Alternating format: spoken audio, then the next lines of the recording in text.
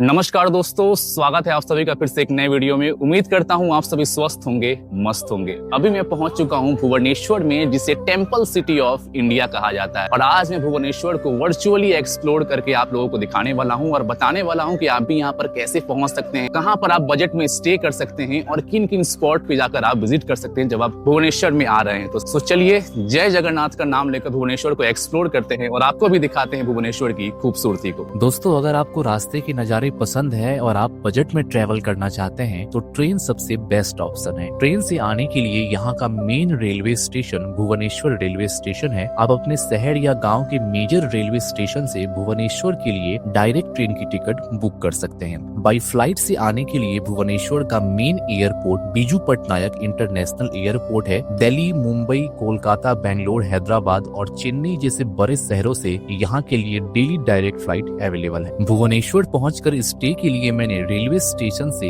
Just 5 minute के walking distance पे स्थित चंदन लॉज में स्टे किया था। आप चाहे तो यहाँ पर रुक सकते हैं। यहाँ के रूम की सफाई काफी अच्छी है और रेंट भी काफी जेन्युइन है। चंदन लॉज के पास में स्थित 2 और लॉज है जिसका रूम रेंट मात्र 300 रुपए का है। एक है जनता लॉज और दूसरा है सौरव लॉज। इन सारे लॉज का नंबर मैं डिस्क्रिप्शन में प्रोवाइड कर दूंगा। आप चाहे तो कॉन्टेक्ट करके प्री बुकिंग भी करवा सकते हैं। होटल में फ्रेश होकर आप निकल पड़िए यहाँ के सबसे पॉपुलर और लार्जेस्ट टेंपल में विजिट करने के लिए, जिसका नाम है लिंगराज टेंपल। इन होटल से जस्ट 5 मिनट के वॉकिंग डिस्टेंस पे आपको यहाँ का बस स्टैंड दिखाई देगा जो भुवनेश्वर रेलवे स्टेशन के ठीक बगल में है। यहाँ से आप 32 नंबर बस पकड़कर लिंगराज टेंपल तक इजिली पहुँच सकते हैं। बस का किराया मात्र 15 रुपए का है। लिंगराज टेंपल मुख्य रूप से देवों के देव महादेव को समर्पित है। इस टेंपल में प्रवेश करने से पहले आपको लेदर के belt, wallet, bag, mobile phone और जूते चप्पल को बाहर ही रखना पड़ेगा। इसके लिए मंदिर के बाहरी हिस्से में बना ये काउंटर है जहाँ पर आप अपने सामान को सुरक्षित रखकर फिर मंदिर के अंदर प्रवेश कर सकते हैं। मंदिर के बाहरी हिस्से में स्थित पूजा की सामग्री की दुकानें भी है जहाँ से आप चढ़ावे का सामान खरीद सकते हैं। 11वीं सदी में निर्मित यह भव्य मंदिर कालिंग शैली वास्तुकला का उदाहरण है जिसे सोमवंशी राजा केसरी ने बनवाया था। यहाँ शिवलिंग के रूप में भगवान शिव की पूजा की जाती है, लेकिन इसमें भगवान विष्णु का भी तत्व सम्मिलित होता है जो शैव और वैष्णव संप्रदाय के मिलन को दर्शाता है। माना जाता है कि यहाँ स्थित इस मंदिर का शिवलिंग स्वयंभू है जिसकी ऊंचाई लगभग 8 इंच की है और यह 8 फीट व्यास के पत्थर का हिस्सा है। मंदिर की ऊंचाई 180 फीट की है और इसे 4 भागों में विभाजित किया गया है: गर्भगृह, यज्ञशाला, भोग मंडपा और नाट्यशाला। माना जाता है कि जो भी व्यक्ति पहले लिंगराज टेंपल में दर्शन कर फिर अपनी यात्रा शुरू करके पुरी के जगन्नाथ मंदिर में दर्शन करने के लिए जाता है, उसकी यात्रा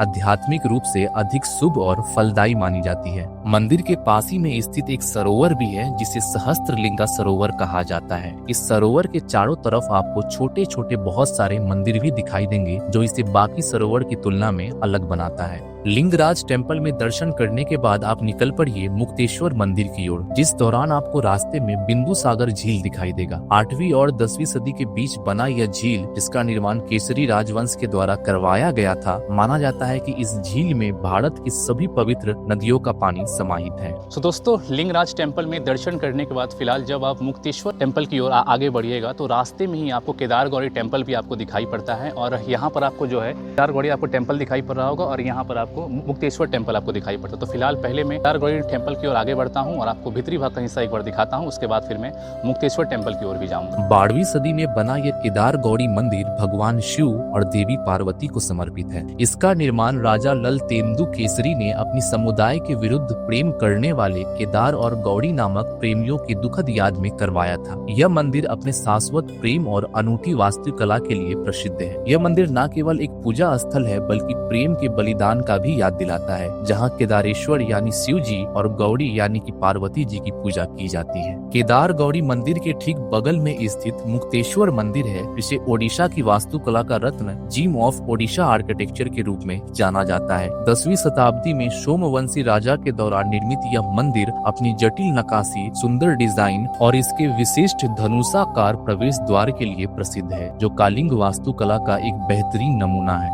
यह मंदिर मुख्य रूप से भगवान शिव को समर्पित है और इसका सुंदर आर्चेड गेटवे और बारीकी नक्काशी लाल बालुआ पत्थर की संरचना जो इसे अन्य मंदिर से अलग बनाती है। मुक्तेश्वर मंदिर के ठीक थोड़ी ही दूर पर स्थित है परशुरामेश्वर मंदिर, जिसकी स्थापना 7वीं शताब्दी में शैलोद्भव वंश के शासकों ने करवाया था। यह मंदिर भुवनेश्वर का दूसरा सबसे पुराना मंदिर है और मुख्य रूप से भगवान शिव को ही समर्पित है। कलिंग वास्तुकला में निर्मित यह मंदिर अपनी जटिल नक्काशी के लिए काफी प्रसिद्ध है। मान्यता के अनुसार इसका नाम भगवान विष्णु के अवतार परशुराम से लिया गया है, जिन्होंने यहाँ शिव जी की कृपा पाने के लिए कठोर तपस्या की थी। सो दोस्तों, अभी मैं पहुंच चुका हूं राजा रानी टेम्पल के पास, जो मुक्तेश्वर टेम्पल से हार्डली 2 से 5 मिनट के वॉकिंग डिस्टेंस में ही होगा। आप इजीली जो है यहाँ पर पहुंच सकते हैं। टेम्पल में एंट्री करने से पहले आपको 25 रुपीज का पर पर्सन का चार्ज आपको टिकट का पे करना पड़ता है, उसके बाद आप एंट्री कर सकते हैं। राजा रानी मंदिर 11वीं शताब्दी में बना एक ऐतिहासिक हिंदू मंदिर है। इस मंदिर के बाहरी दीवारों पर बनाई गई प्रेमी जोड़ों और सुंदरियों की कामुक व भावुक नक्काशी के कारण इसे प्रेम मंदिर के नाम से भी जाना जाता है। यह मंदिर कलिंग वास्तुकला पंचरथ शैली में निर्मित है, जिसमें 18 मीटर ऊंचा शिखर और एक पिरामिड नुमा छत वाला जगमोहन है।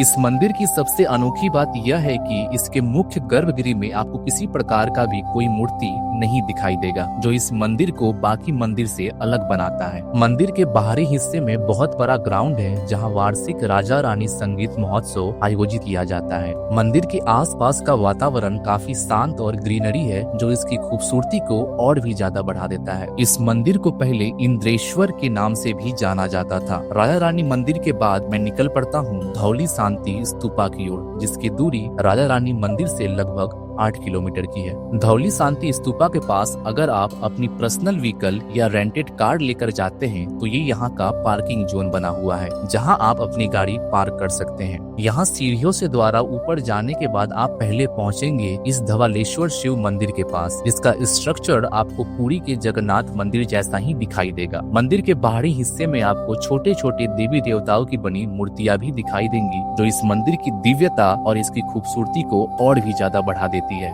यह मंदिर मुख्य रूप से भगवान शिव को ही समर्पित है। इस मंदिर से कुछ दूर चलकर जाने के बाद आप फाइनली पहुंच जाओगे धौली शांति स्तूपा के पास। यह इसका मुख्य एंट्रेंस है। इस स्तूप को शांति पैगोडा के नाम से भी जाना जाता है। यह स्तूप धौली की पहाड़ियों पर स्थित है और शांति का प्रतीक है, जिस कारण से इसको धौली शांति स्तूप कहा जाता है। इस स्तूप का निर्माण 1972 में किया गया था। यहाँ इस स्तूप में आपको बुद्ध के जीवन से जुड़ी घटनाओं की नक्काशीदार मूर्तियां भी दिखाई देंगी, जो इतिहास प्रेमियों के लिए इसे प्रेरणादायक बनाता है। पहाड़ी पे होने के कारण आसपास का माहौल काफी शांतिपूर्ण भी दिखाई देता है। यहाँ के बाद मैं निकल पड़ता हूँ उदयगिरी और खांदागिरी केव्स की ओर, जिसकी दूरी धौली शांति स्तूपा से अप्रोक्स 14 किलोमीटर की है। बाइक से इन खूबसूरत व्यू को एंजॉय करते हुए फाइनली 45 मिनट में मैं पहुँचता हूँ उदयगिरी खांदागिरी केव्स के पास। इन दोनों केव्स के भीतर जाने के लिए आपको पर हेड का 25 रुपीज का टिकट लेना पड़ता है। यहाँ स्थित उदयगिरी केव में आपको 18 गुफाएं दिखाई देंगी, जो इतिहास, वास्तुकला, कला और धर्म की दृष्टि से इन गुफाओं का भी एक विशेष महत्व है। यह गुफाएं अजंता और एलोरा की तरह प्रसिद्ध तो नहीं है, बट इसका निर्माण बहुत सुंदर ढंग से किया गया है। उदयगिरी की गुफाएं लगभग 135 फुट ऊंची है। गुफा के भीतरी भाग में स्थित दीवारों पर आपको छोटी छोटी मूर्ति भी बनी दिखाई देंगी, जो कला का एक अद्भुत उदाहरण पेश करती है। यहाँ स्थित कई गुफाओं के नाम भी रखे गए हैं, इसका अलग अलग महत्व है। खांदागिरी केव्स उदयगिरी की तुलना में छोटा है, जो 115 फुट की ऊंचाई पर स्थित है, और खांदागिरी केव में आपको कुल 15 गुफाएं देखने को मिलती है। यहाँ स्थित कुछ गुफाएं प्राकृतिक रूप से बनी है, वहीं दूसरी ओर कुछ गुफाओं का निर्माण जैन साधुओं के लिए भी करवाया गया था। खांदागिरी के टॉप पर आपको एक जैन मंदिर भी दिखाई पड़ता है, जहाँ से सिटी का व्यू काफी खूबसूरत लगता है। उदयगिरी और खांदागिरी केव को एक्सप्लोर करने के बाद मैं निकल पड़ता हूँ राम मंदिर की ओर, जिसकी दूरी लगभग 10 किलोमीटर की है। तो दोस्तों, भुवनेश्वर में आज के दिन का मेरा लास्ट स्पॉट है राम मंदिर। अभी मैं वहीं पर पहुंच चुका हूं। उदयगिरी और खांदागिरी को एक्सप्लोर करने के बाद लगभग वहां से 10 किलोमीटर का सफर तय करके अभी मैं राम मंदिर के पास पहुंच चुका हूं। ये अभी आपको जो यहाँ पर राम मंदिर का जो है मुख्य प्रवेश द्वार आपको वहाँ पर दिखाई पड़ रहा होगा। यहाँ पर आपको शू स्टैंड आपको दिखाई पड़ रहा होगा। यहाँ पर जूता चप्पल को उतार कर फिर आप जो है मुख्य द्वार से आप प्रवेश कर सकते हैं। राम मंदिर भुवनेश्वर का बहुत ही खूबसूरत और भव्य मंदिर है। इस मंदिर के प्रवेश द्वार पर आपको देवी देवताओं की भव्य प्रतिमाओं के भी दर्शन होते हैं। मंदिर के भीतरी भाग में स्थित कुछ दुकानें भी है, जहाँ से आप चढ़ावे के लिए पूजा की सामग्री खरीद सकते हैं। मंदिर की भव्यता शाम के समय और भी बढ़ जाती है, क्योंकि यहाँ संध्या के समय आरती भी होता है।